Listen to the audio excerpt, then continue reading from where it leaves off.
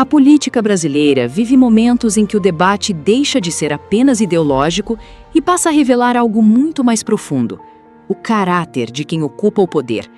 E foi exatamente isso que aconteceu quando a deputada Cristo Nieto resolveu despejar um discurso carregado de preconceito e intolerância durante sessão parlamentar, tentando transformar a tribuna da Câmara em um palco para atacar direitos, diversidade e dignidade humana. O problema para a deputada bolsonarista é que desta vez ela encontrou pela frente alguém que não se intimidou. E mais do que isso, encontrou inteligência, firmeza e coragem política na figura de Erika Hilton, que detonou os argumentos da deputada sem noção. Quando a gente pensa em vulnerabilidade, tem várias vulnerabilidades. Tem pessoas gestantes, tem idosos, tem mulheres brancas, negras, enfim, nós temos várias vulnerabilidades. Nós temos várias pessoas que poderiam muito bem, entre aspas, gozar de certos descontos. Mas aqui, o projeto, ele é seletivo. Ele categoriza justamente para um determinado grupo de pessoas. E não vai me espantar absolutamente nada se quem, obviamente, for a favor a retirada de pauta seja também rotulado, porque é muito comum isso acontecer aqui nesta comissão e em muitas outras. Mas aqui o que se pretende é justamente criar uma afronta ao princípio da isonomia. Então a gente solicita, senhor presidente, a retirada de pauta porque a gente compreende que a gente não pode tratar, eu repito, em determinados grupos de forma como se fosse privilegiada, de forma separada. A gente sabe que é muito comum, por parte de alguns grupos, quererem privilégios, quererem que categorias sejam consideradas como superiores. Mas por que categorizar dessa forma? Por que criar segmentos dessa forma na sociedade? Eu acho que quem realmente tem uma determinada condição de vulnerabilidade, pensando agora pessoas carentes, várias pessoas podem ser carentes. Agora, por que nesse caso específico do projeto vai estar o estabelecimento, né, de desconto de 30% nas tarifas de energia elétrica aplicáveis aos abrigos, aqui sim, que acolham pessoas carentes da comunidade LGBTQIA+.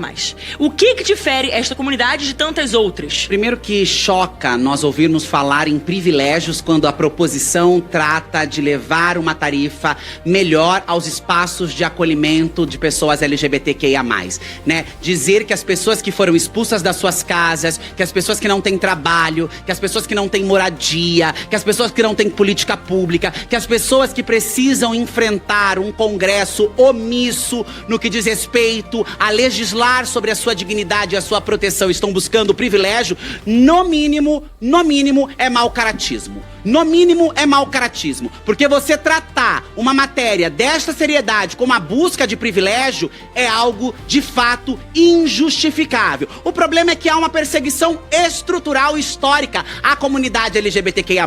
O problema é que existe um ódio. A deputada que me antecedia falava: por que nós vamos dividir a sociedade nessas caixas? Eu pergunto a mesma coisa. Por que não permitir que pessoas LGBTQIA+, possam ser incluídas de fato na sociedade? Por que não lutarmos contra a violência brutal que mata cotidianamente a população LGBTQIA+?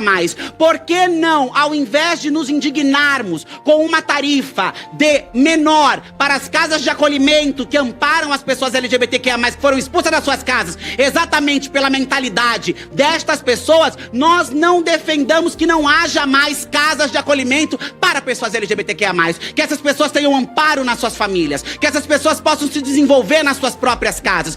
Esta é a discussão. Por isso nós somos contrários, presidente, à retirada de pauta. Esse relatório é de um projeto extremamente relevante. As casas de acolhimento enfrentam uma dificuldade de se manter, porque muitas vezes faltam recurso, porque muitas vezes faltam as condições necessárias, e elas são um caminho na busca pela dignidade. Nós sabemos que as pessoas que odeiam o debate LGBTQIA+, e as pessoas LGBTQIA+, não querem que elas tenham dignidade, não querem que outras mulheres como eu sejam produzidas pela sociedade e ocupe as cadeiras deste parlamento e possa afrontar e confrontar a agenda de ódio contra a nossa vida. Mas nós estamos sim buscando caminhos, não para tarifas menor a casas de acolhimento. Nós estamos buscando dignidade para que um dia não seja mais preciso haver casas de acolhimento. E ninguém nunca desconsiderou que existem outros grupos carentes e vulneráveis na sociedade brasileira. Mas não é porque existem grupo A, B, C que nós temos que excluir grupo X, E e D. Nós temos que trabalhar para atender as demandas de todos os grupos carentes.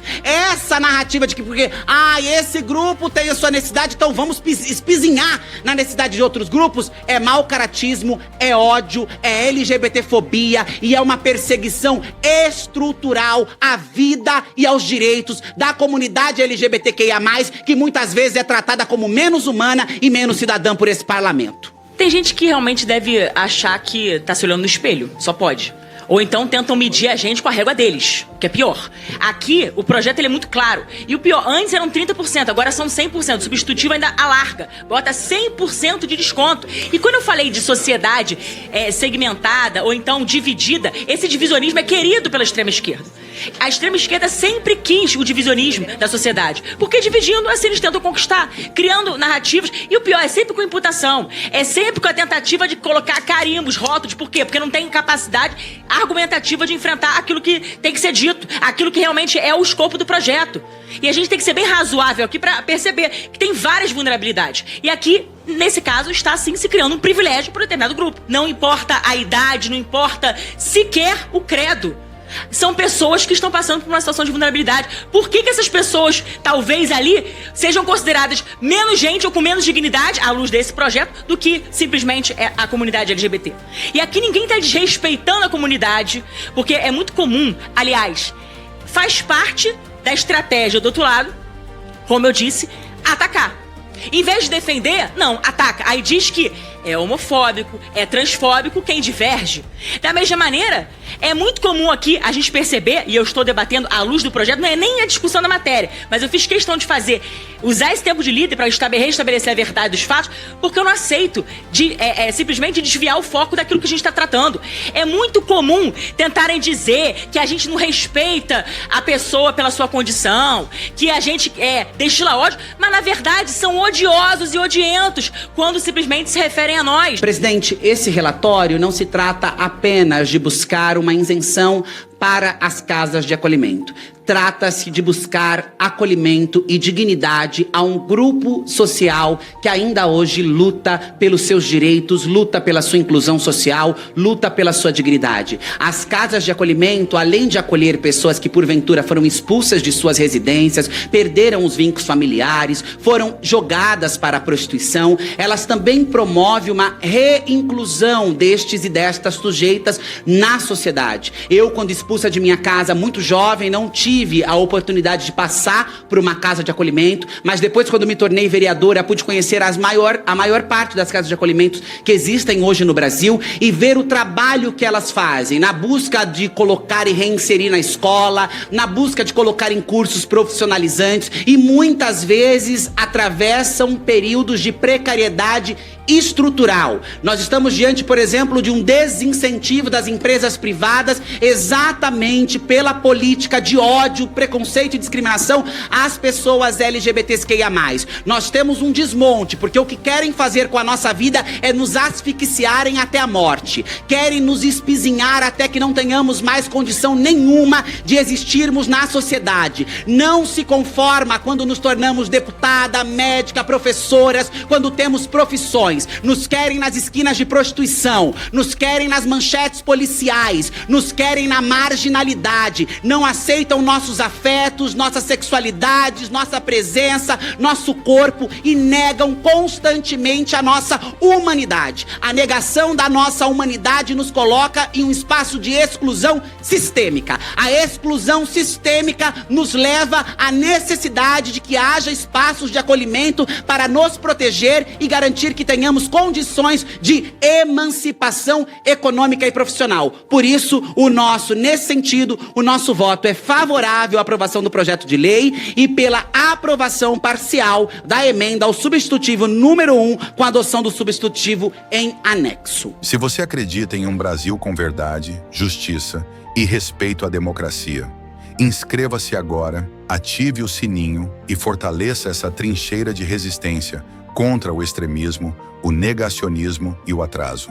porque informação de verdade é o primeiro passo para transformar o Brasil. Um abraço e até o próximo vídeo.